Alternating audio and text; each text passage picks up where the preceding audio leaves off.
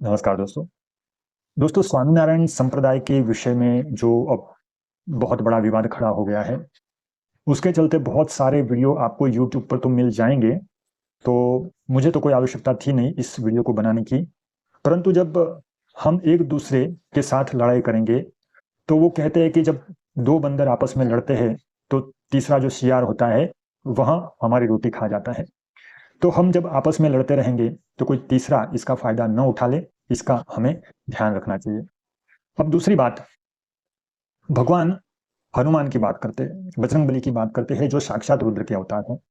अब यहाँ पर लोगों को दिक्कत है कि साक्षात रुद्र के जो अवतार हनुमान जी है, वहाँ जो एक संत है, जो एक ज्ञानी पुरुष है, जो तपस्वी पुरुष है, उसके सामने कैसे नतमस्तक होते हैं जो साक्षात भगवान है।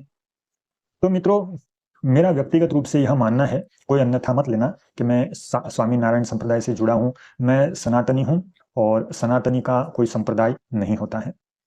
मेरा कहना यह है कि हनुमान जी संतों की, ऋषि मुनियों की और ज्ञानी व्यक्ति जो वेदज्ञ है, जो वेद के ज्ञाता है, जो सही मायनों में उच्च कोटि का ज्ञान रखने वाले व्यक्ति हो, उसका आदर सम्मान करते हैं।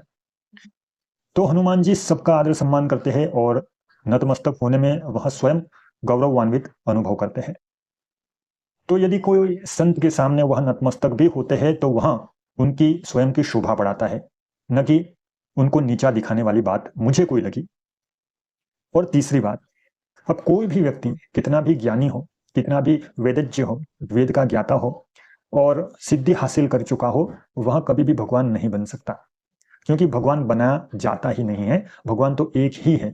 हाँ, भगवान के समान भी नहीं बन सकते, क्योंकि जब व्यक्ति ज्ञानी हो जाता है तो उसमें अहम भाव आ ही जाता है। तो यहाँ हमें सोचने की आवश्यकता है।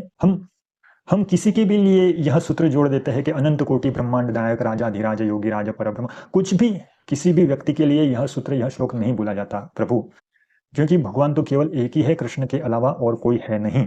कृष्णस्तु स्वयं भगवान, ब्रह्म संहिता में लिखा हुआ है। ब्रह्म संहिता में स्वयं ब्रह्मा जी कहते हैं कि यस्य एक निश्वसित कालम यथावलंब्य जीवंती लोम विलजा जगदंड नाथा विष्णुर महान स इह यस्य कला विशेषो गोविंदम आदि पुरुषम तम अहम भजामि।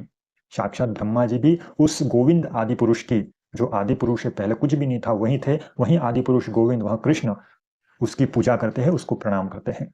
तो वो कौन है? जिसके यस्य एक निश्वसित कालम, जिसके एक श्वास निकलने से अनंत कोटि ब्रह्मांडों का सर्जन होता है, और जिसके रोम कुपों से अनंत कोटि ब्रह्मांडों के जो अधिपति है उसकी उत्पत्ति होती है, वह है कृष्ण भगवान आदि पुरुष। उनके अलावा और कोई इस ब्रह्मांड का अधिपति नहीं है, कोई भगवान नहीं है, कोई ब्रह्म नहीं है, उनके अलावा और कोई है नहीं। तो हम ऐसे है कि ज्ञानी पुरुषों को, हाँ, एक व्यक्तिगत विचार हो सकता है कि आप किसी को गुरु मानो तो उस गुरु को ही हम भगवान मान लेते हैं। ये बात ठीक है, ये आपके लिए ठीक है, लोगों के लिए ठीक है, उनको मानने वाले हजारों करोड़ों लोगों के लिए भी ये उचित है। पर वह क्या अनंत कोटि ब्रह्मांड बना सकता है? नहीं बना सकता। तो अनंत कोटि ब्रह्मांड का नायक केवल एक ही है और कोई नहीं है। तो हमें यह बात समझनी चाहिए, हम किसी को भी उस स्थान पर न बिठाए।